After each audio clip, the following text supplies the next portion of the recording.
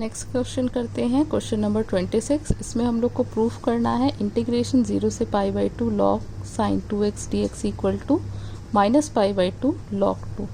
तो as usual जो हम लोग को इक्वेशन दिया हुआ है उसके लेफ्ट हैंड साइड को हम लोग आई मान के इक्वेशन 1 मान लेंगे।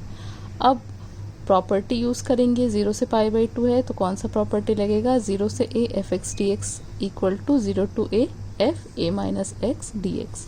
तो हमारा इक्वेशन 1 क्या बन जाएगा, 0 से pi by 2 log sine pi by 2 minus x d x. Sine pi by 2 minus x क्या होता है, कॉस एक्स। तो हम लोग का इक्वेशन क्या बन जाएगा, i इक्वल टू 0 से pi by 2 log cos x d x. इसको हम लोग इक्वेशन 2 मान लेते हैं।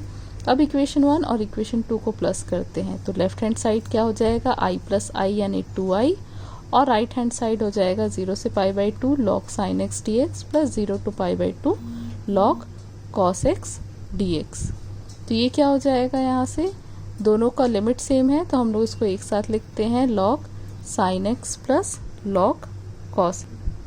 यहाँ पर हम लोग log की एक प्रॉपर्टी यूज़ करेंगे, log a plus log b equal to log a b. a की जगह क्या है, साइन एक्स है, b की जगह है कॉस एक्स। तो log sine x plus log cos x क्या बन जाएगा, log sine x into cos x. तो हमारा इक्वेशन ये हो गया, ठीक है। अब साइन एक्स कॉस एक्स को हम लोग और सिंप्लीफाई करके एक सिंगल फंक्शन बनाते हैं। तो sine x into cos x किस में आता है, कौन से फॉर्मूले में, साइन 2x के फॉर्मूले में।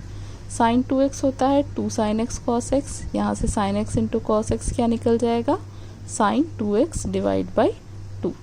तो हमारा इक्वेशन हो गया 2i इक्वल टू 0 से pi by 2 log sine 2x divide by 2 into d x. अब हम लोग यहाँ पर log का एक प्रॉपर्टी यूज़ करेंगे, यहाँ पर log a अपॉन b है। तो log a अपॉन b कब आता है, जब log a minus log b होता है।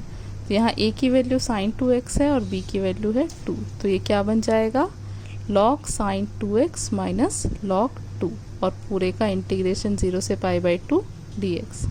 इसको अलग अलग कर लेते हैं तो ये आ जाएगा 2i इक्वल टू 0 से pi by 2 log sine 2x dx minus 0 से पाई बाई 2 log 2 dx।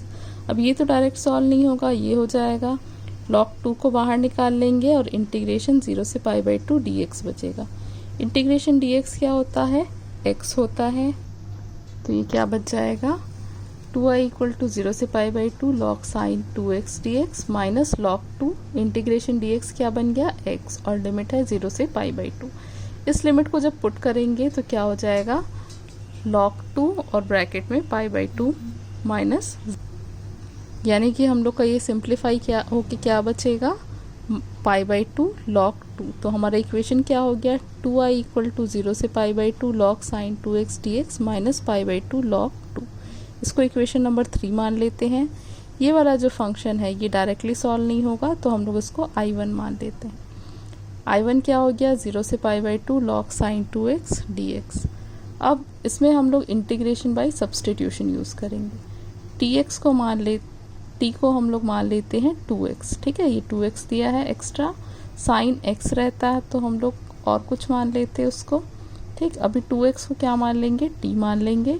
दोनों साइड इंटीग्रेशन करेंगे तो यहाँ से dx की वैल्यू क्या निकल के आएगी, dt डिवाइड बाई 2। अब क्योंकि सब्सटीट्यूशन हो रहा है तो लिमिट भी चेंज होगा। तो हम लोग x की लिमिट दी थी 0 से पाई बाई 2, हम लोग को t की लिमिट निकालनी पड़ेगी। तो हम लोग यहाँ पर t की लिमिट निकालते हैं। x की लिमिट पहले दी थी लोअर 0 और अपर दी थी पाई बाई 2।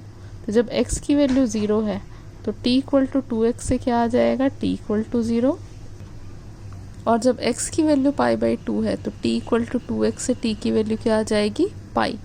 मतलब हमारा i1 अब क्या हो जाएगा, 0 से पाई बाई 2 की जगह 0 से पाई।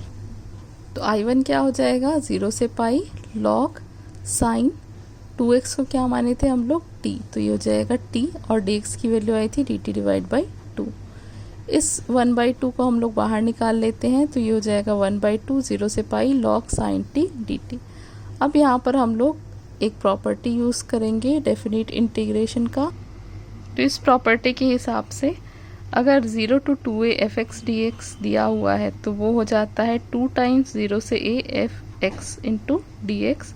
अगर f2a माइनस एक्स की वैल्यू fx के इक्वल आई। तो हम लोग का क्वेश्चन क्या दिया है, 0 से पाई।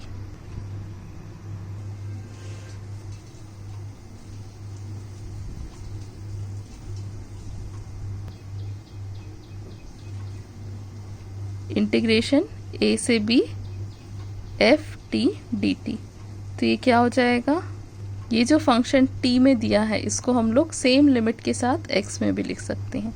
तो इस पूरे को हम लोग x के टर्म्स में लिख लेंगे। तो 0 to π/2 log sin t dt क्या हो जाएगा, 0 से π/2 log sin x dx।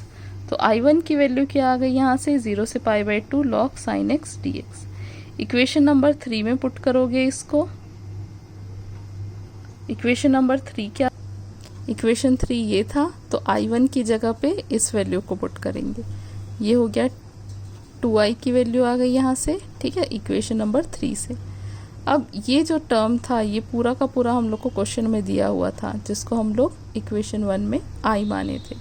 तो नेक्स्ट स्टेप में क्या हो जाएगा, 2i equal to i minus π/2 log 2। तो ये क्या बच गया, 2i equal to i minus π/2 log 2। फिर यहाँ से क्या आ जाएगा, 2i माइनस i, इस i को इधर ले जाएंगे तो 2i minus I equal to minus π/2 log 2। 2i minus I कितना बचेगा, i बचेगा, तो ये कितना हो गया, माइनस π/2 log 2। यही प्रूफ करना था। तो LHS इक्वल टू RHS और ये इति सिद्धम या हेंस प्रूव्ड। लास्ट में मैं ये पूरा सॉल्यूशन एक साथ डाल रही हूँ, ठीक है।